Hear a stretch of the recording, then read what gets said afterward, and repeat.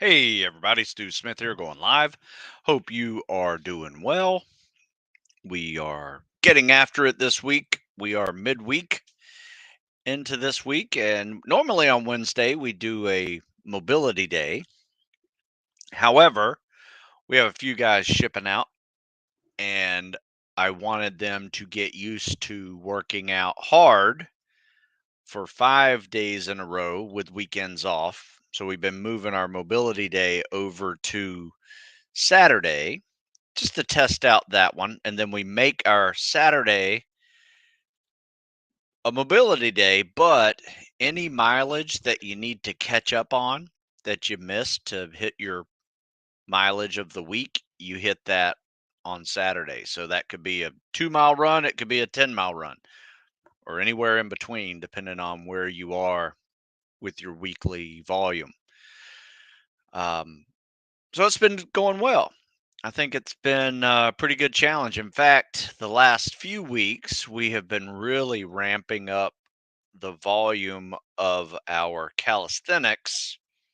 We also mixed in a week of weight training in there, more or less just testing just to see how um, the guys are maintaining their strength after the winter lift cycle. And I think we are nearing week 9 or 10 of the spring transition from weight training in the winter to cows and cardio in the spring and summer. So we're not quite there to summer yet. We have another couple of weeks. We'll do an assessment week and just see where everybody is before we really ramp it up. And I think our summer plan will start, you know, probably the 20th, 21st of June. Nope, 19th of June.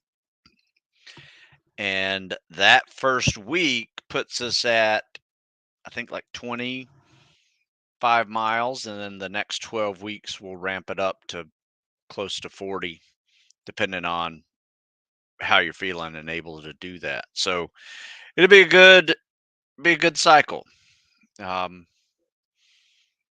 we'll see how it goes. One of the things I've been doing with the high volume of calisthenics, so like for instance, this week, uh, last week we did a Murph just to prepare for the Monday Murph of Memorial Day, but Monday, Wednesday, Friday of this week we are also doing Murphs, but in different types of fashion. So for Monday, we did uh, a, do it however you want. Last week we did it in a pyramid. Today we did it in a sub max rep superset. Most people picked 10 sets of 10, 20, 30, but we also ran a quarter mile every set for 10 sets. So you got an extra 2.5 miles with the mile up top and the mile at the bottom, and then went swimming. Um, Friday, we will do a max rep set version of that and getting in some extra miles as well. So um, those full body days are adding up with a lot of volume on the legs. Upper bodies, we've been probably pushing 100 pull ups, 200 push ups regularly on our upper body days anyway. So that's not the challenge. Challenge is really hitting that kind of volume 3 days a week of legs, you know, an extra 300 squats, that's a lot of volume at the end of the week. So my goal is to see how a weekend of recovery helps them for hitting faster runs, because next week we'll do a beach day where it's soft sand running and rucking and a swim. We'll do a hill day, which is a leg day, up and down hills with squats and lunges and fireman carries, and some goal pace stuff. And then we'll do a track day, which is always a good challenge for working some speed into your legs. And throughout that, we'll see where their timed runs are, where their mile and a halfs are. Some guys are going Army, so where their 2 miles are. And then for selection level stuff, we have 4 and 5 mile timed runs for our SEAL guys that have to take that test every week, as well as the Ranger guys that have to take 5 miles as part of that fitness test they need to do. And we have 3 milers for our Marines. So that is the method to the madness right now, what we're trying out. And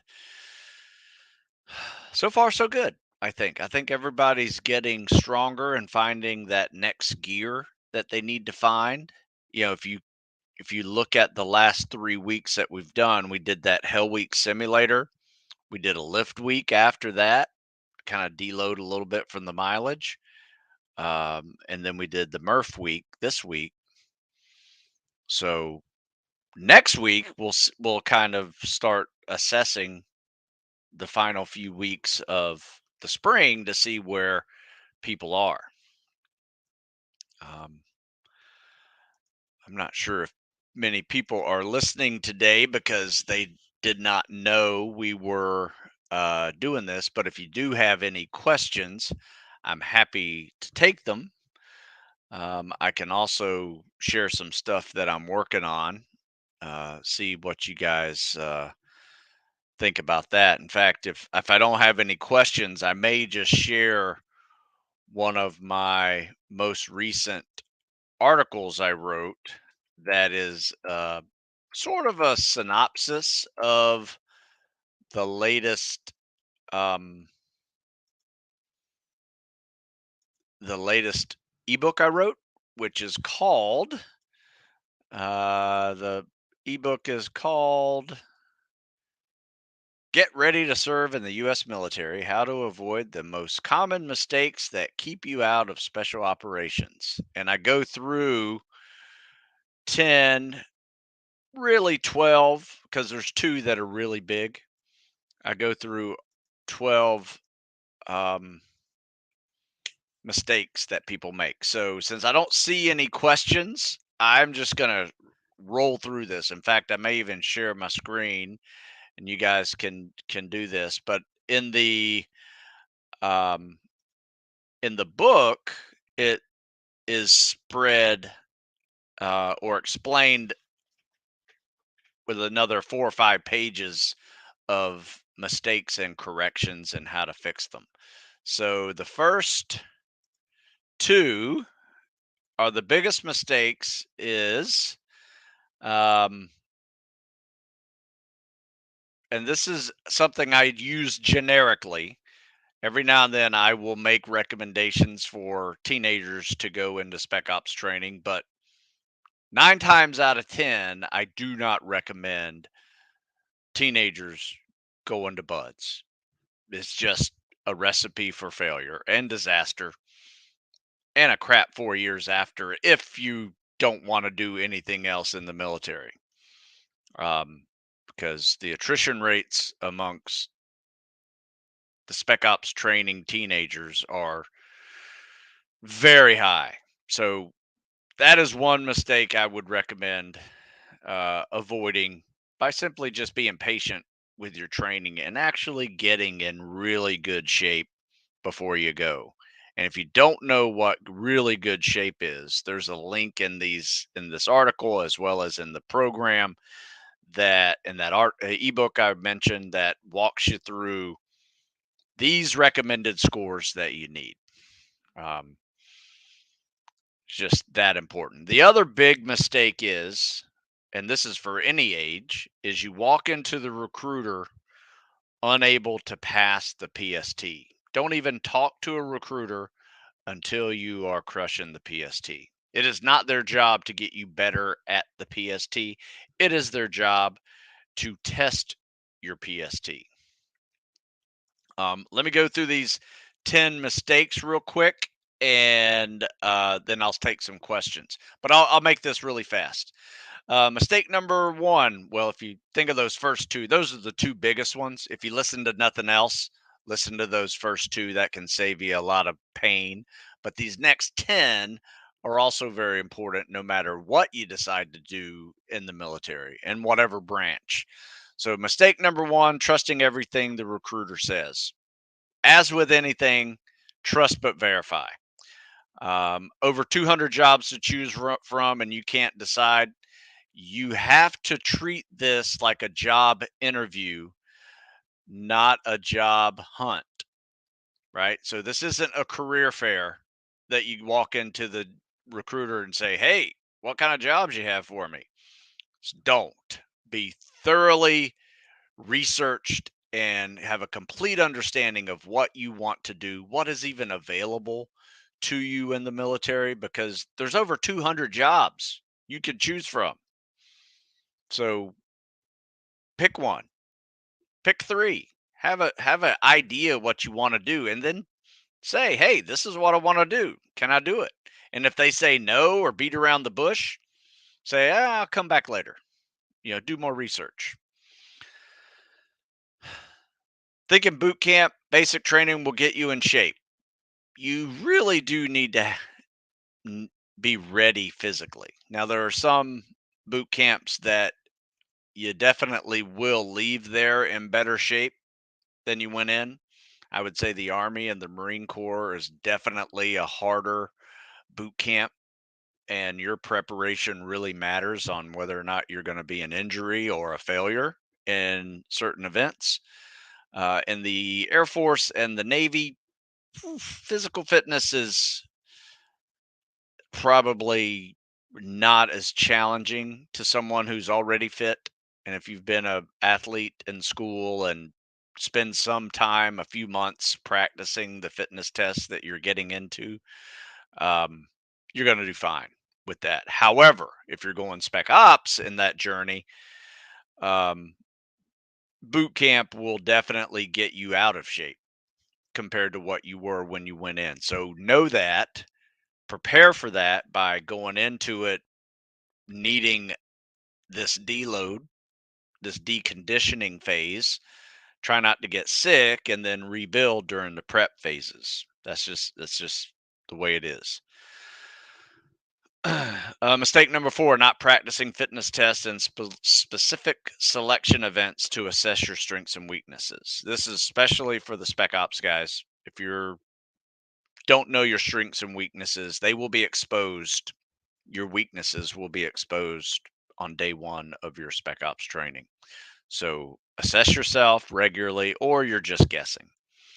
Mistake number 5: not understanding the difference between phase 1 and phase 2 of tactical fitness. This is probably the biggest one, I think, as far as a trainer is concerned. Um, if you're just training for the fitness test, you're not training for the follow on selection. If you're training for the selection only and you're not training for the specific events of the fitness test, you won't even get accepted into the program. So you got to focus on both.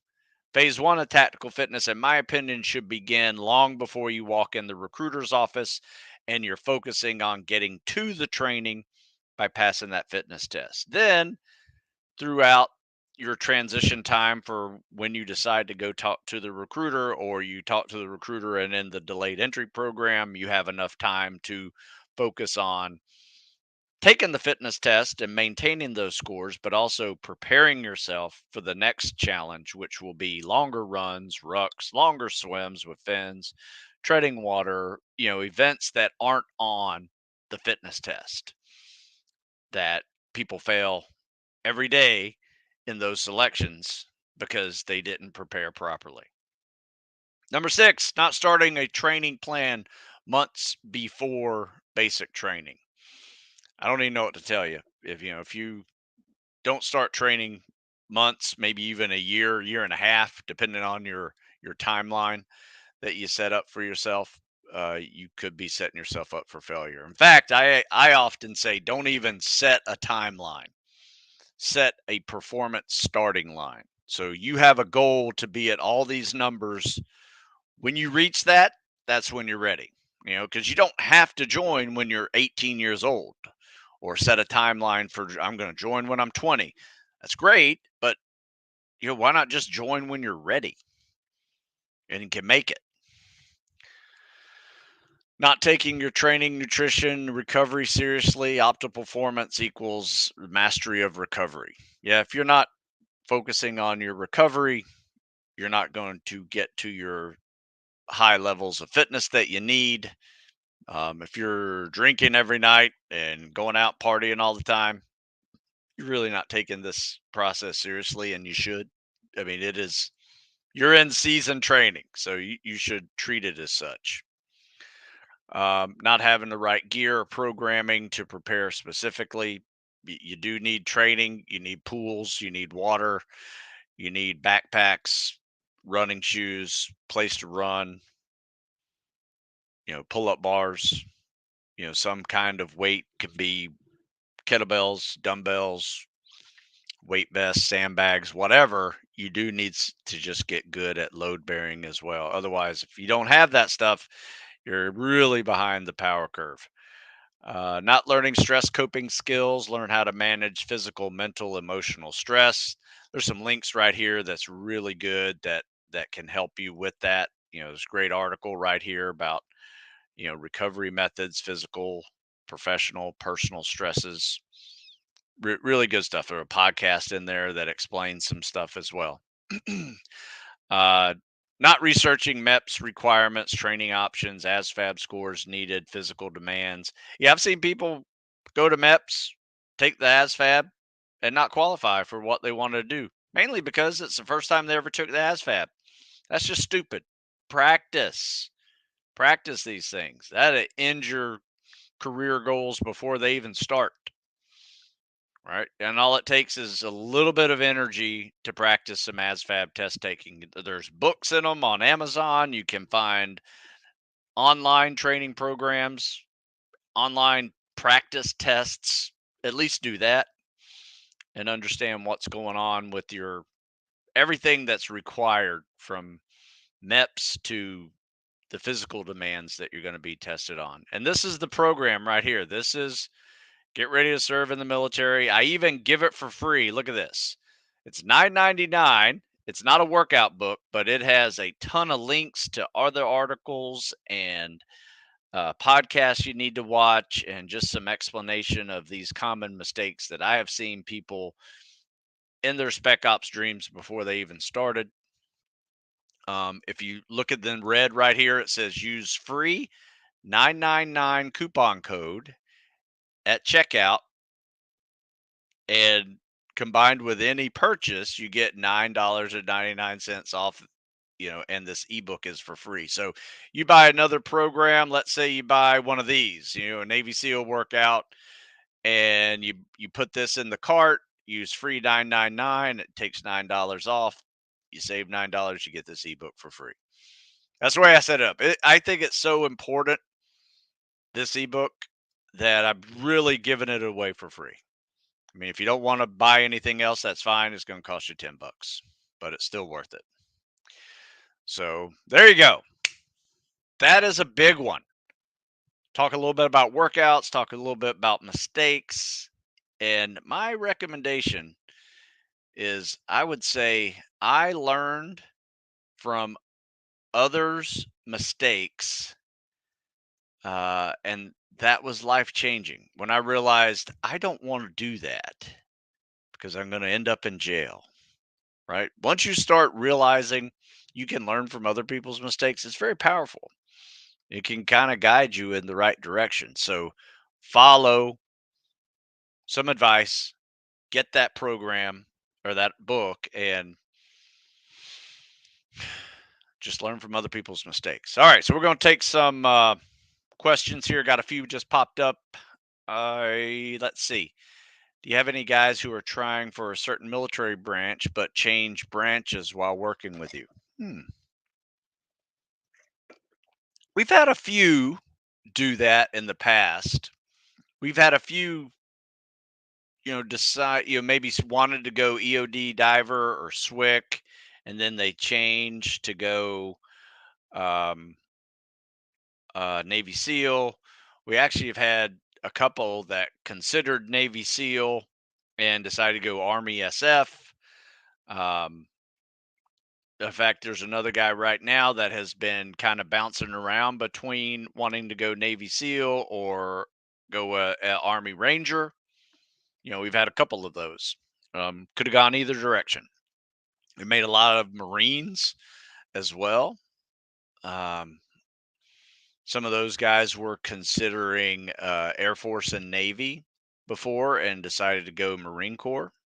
So yeah, it happens quite frequently. And sometimes they're in a dilemma of they get accepted into both. Now, which one do I choose? And that's a tough one. For me, the final decision on whether or not I went to the Naval Academy or West Point was not that everybody in my family was Army, because they were. I had two granddads in World War II and Korea, and they were both Army. One granddad was 28 years Army, um, warrant officer. So both with incredible stories uh, with what they did. And, but, when you're 18 years old and you want to be different than everybody else in your family and plot your own course, that's what I did. So nothing wrong with changing direction. Um, if it's something you really want to do. But the final decision making for me was, where would I live during my training after I graduate, and where would I live as a duty station typically? And I looked at all the Navy bases and I was like, oh, wow, San Diego, Hawaii, Virginia Beach, you know, Mayport, right? So, there's Pensacola, there's a lot of great ocean towns, beach towns, all over the United States and the world that was appealing to me because I grew up in Florida and I liked the beach and liked oceans, and just seemed a more natural fit for me personally. Um, are the four books you wrote on over 40 tactical fitness great for starting easy and working your way up? Yes. In fact, I think I might even have one here. Thought I had a couple. Where'd they go? Let's see. I Nope. I'll be darned. I must have gotten rid of it. I might have one. All right, so no, I do have two. In fact, I have part one, building foundation rebuilding. This one is number one, very easy. This one is number four and is very hard. This is actually my workout I did at 45 years old. Um, and it's advanced. In fact, I wrote this first, not thinking I needed a four-part series. But when people were saying, "Damn, Stu, I need to build up to this," I created this one, and then I created the next one called the next level, taking it to the next level, and then I created a third one, which is kind of intermediate, borders on advanced as you get towards the end, called Ready to Compete. And then this one is number four of that series. But this is a great place to start. My advice is just start here. You can buy all four if you want, but this is just buy one if you're looking to just save some money. Um, it's a good place to start. I promise you.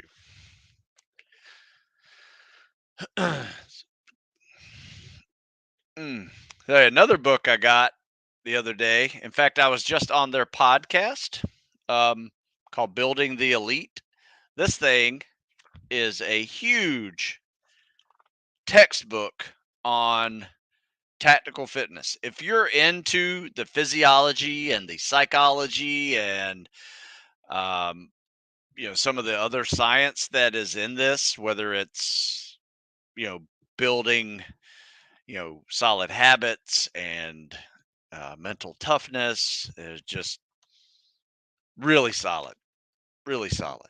um, I am going to use that on my desk as my reference guide to when I have questions about physiology and psychology, because it is like a bible of that, and it is applied specifically to the military, the law enforcement, the firefighter, who has a high stress job and needs to navigate all of the physiology and psychology and recovery to just be able to do the job for a long period of time, to actually have a career in one of those jobs. You really need to understand recovery, which is nutrition and sleep and stress mitigation, as well as programming, that you're not burning the candle at both ends by doing night shifts and doing high intensity workouts, and you're just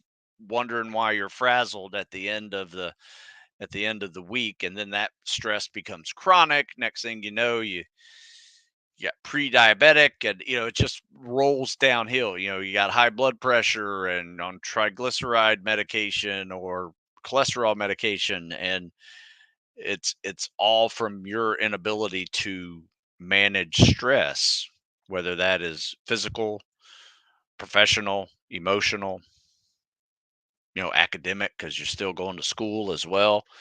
um, there's a whole lot of it that we need to learn to juggle. This has been a very good tool, I see it as, and I'm not even halfway done with it. um, Reading a textbook is challenging. um, it gives me the same feeling as I was in college, but I also enjoy doing it. I mean, it's a really good book. It's got some good references at the end of each chapter. Only good news is there's no homework. Just got to read it and apply it. So, anyway, I was on their podcast the other day, and we talked a lot about swimming because one of these guys was a special operator, and he's just swimming was his Achilles heel. So he sends a lot of guys to me. I thought I'd return the favor and say this is one of the best books on the science of tactical fitness I've ever read. So, and there's a couple of them out there I like. Let me see. I think this is one. No, that's not it. Oxygen Revolution. That's a lot of science of breathing. It's a really good one. Let's see. Where's my other? There's an O2X one around here somewhere. This is another one on breathing here. The Oxygen Advantage.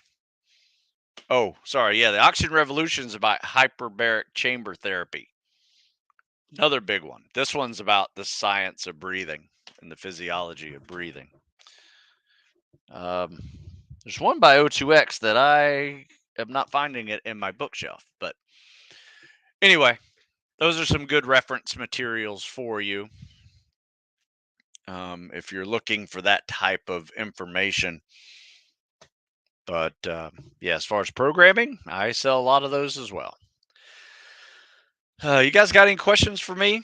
This is kind of an odd day for me to do this because we missed Monday. Usually I just do this on Monday and Tuesday. But today is, we bumped it over a notch because of Memorial Day. So this is the second day of the week. Yesterday we did the combat swimmer stroke critique show. And today's just taking questions and talking about workouts and mistakes. So I will put that link into that mistakes article into the description of this. In fact, I'll put this here. Avoid these mistakes article into the comment section if you're interested. That way you can go back and see it later. If you want to do that, it's also a link to the book and the coupon code as well. So I'm going to give you guys another minute to send a question. If I don't see a question, I'm going to just sign off early and get started with my day. I got a few things I need to do, got an article coming out, and looking on my list here, I think that's it. Yeah, it's almost summer. Getting excited. I threw a first pitch out yesterday. That was fun at the Bowie Bay Sox game. And a lot of my folks were there to watch. That was great, and it was fun. I posted it up on my Instagram. But big baseball fan. All right, folks. I appreciate your time. I appreciate your questions. I am going to sign off for now, and I will be back next week.